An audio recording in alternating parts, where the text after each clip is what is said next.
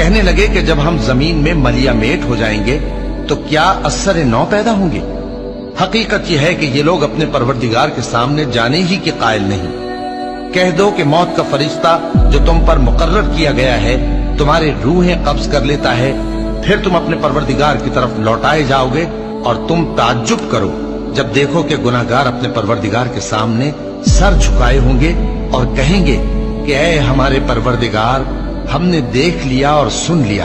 तू हमको दुनिया में वापस भेज दे कि नेक अमल करें, बेशक हम यकीन करने वाले हैं। और अगर हम चाहते तो हर शख्स को हिदायत दे देते,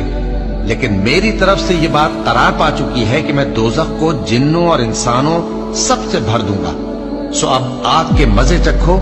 इसलिए कि तुमने इस दिन के आने को भुला रखा था। आज हमने भी तुम्हें भुला दिया है,